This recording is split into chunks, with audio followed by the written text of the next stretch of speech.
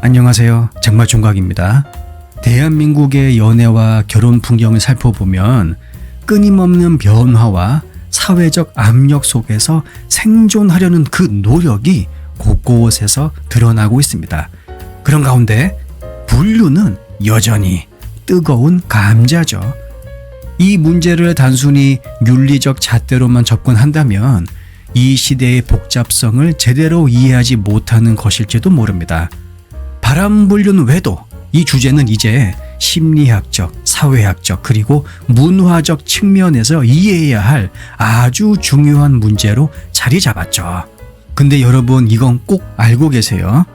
발달 심리학에서는 바람불륜 외도는 단일 요소에 의해서 발생하지 않는다라는 결론을 내리고 있습니다. 이렇게 생각하시면 돼요. 수면 아래에 그 조그만 그 앙금이 있습니다. 이걸 우리가 남녀 간 갈등이라고 할게요. 시간이 지나면서 이 앙금이 해소가 되어야 하는데 그러지 못한 채 점점 그 덩치가 점점 커져가는 겁니다. 그러면 어떻게 됩니까? 부력에 의해서 수면적으로 점점 더 떠오르게 되는 것이죠. 그러다 결국 일정 수준이 넘어서게 돼 버리면 엄청나게 커진 앙금의 일부분이 수면 위로 볼록 떠오르게 되고 이것이 바람불륜 외도다라는 것입니다.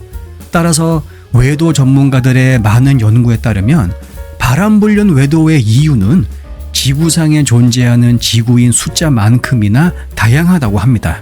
아시겠죠? 따라서 다각도로 접근할 필요가 있는 것이죠. 그 중에서 최근 연구에 따르면 회피형 애착 스타일이 바람을 피울 가능성에 기여할 수 있는 중요한 요소라고 합니다. 특히 회피형 애착은 감정적인 친밀감을 회피하고 관계에서 거리를 두려는 경향을 보이죠. 그렇다면 이것이 한국의 연애 문화와 사회적 변화 속에서 어떻게 해석될 수 있을까요? 우선 이건 아실 필요가 있습니다. 어렸을 때 부모와의 애정 관계에서 발달된 애착 스타일은 일생을 거쳐서 이루어지는 모든 인간관계에 엄청난 영향을 끼칩니다. 최근 심리학자들은 남녀 사이에 발생하는 갈등의 거의 대부분은 바로 이 애착 스타일에서 기인한다는 결론을 조심스럽게 내어주고 있기도 하죠. 그만큼 애착 스타일이 아주 중요합니다. 여러 가지 애착 스타일 중에서 회피형 애착은 남녀 관계에서 발생하는 육체적 그리고 정서적 친밀감을 피하는 경향을 가지고 있죠. 감정 표현에 불편함을 느끼고 파트너와 더 깊은 유대를 갖는데 어려움을 겪기도 합니다.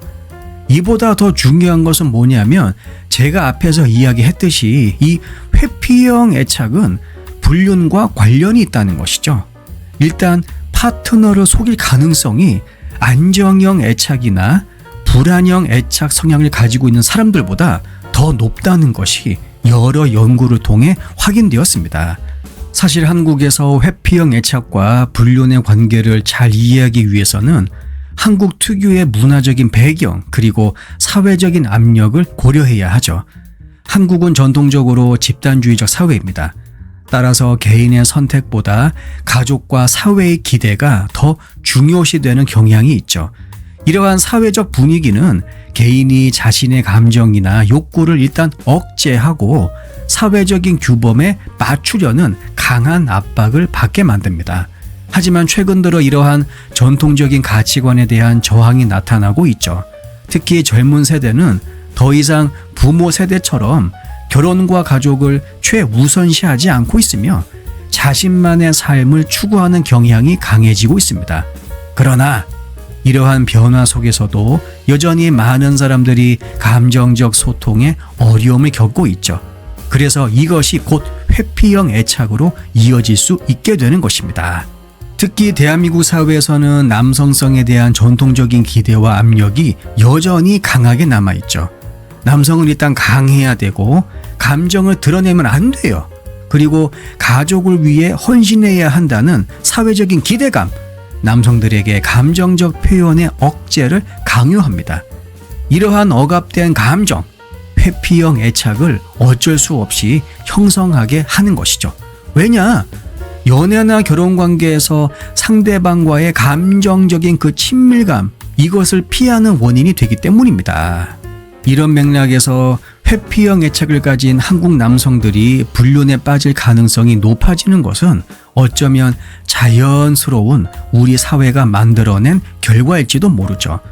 서울대학교 사회학과의 최근 연구에 따르면 한국 사회에서 나르시시스트, 자기애적 성격을 가진 사람들의 비율이 점점 증가하고 있다고 합니다.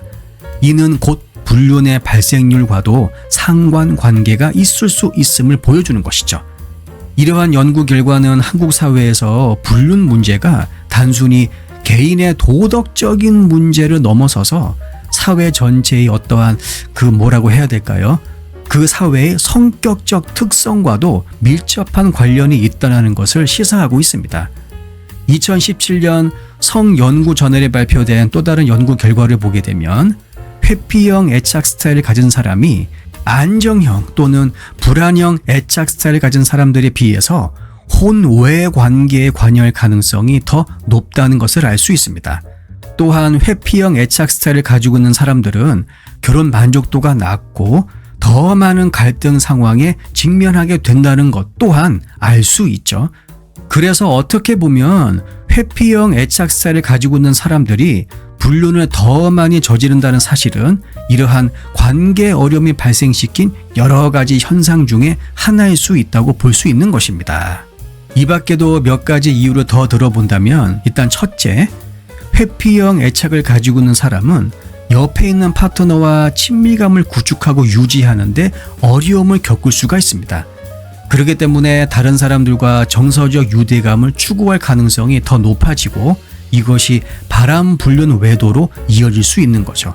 또한 이들은 독립성과 자율성에 대한 욕구가 높은 성향이 있기 때문에 이러한 욕구를 충족시키는 방법으로 혼외 정사라는 수단에 의지할 수도 있죠.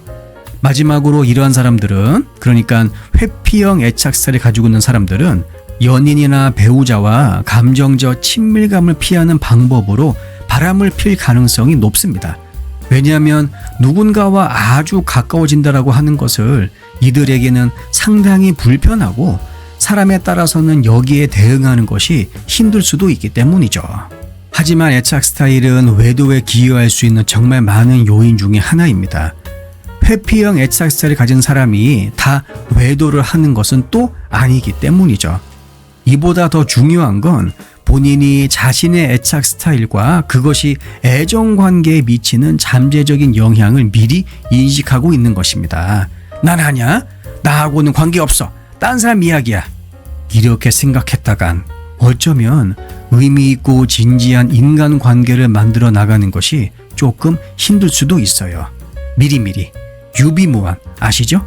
우선 나부터 먼저 합시다. 오케이? 영상 내용이 도움이 되셨다면 구독과 좋아요 부탁드릴게요. 다음 영상에서 뵙겠습니다.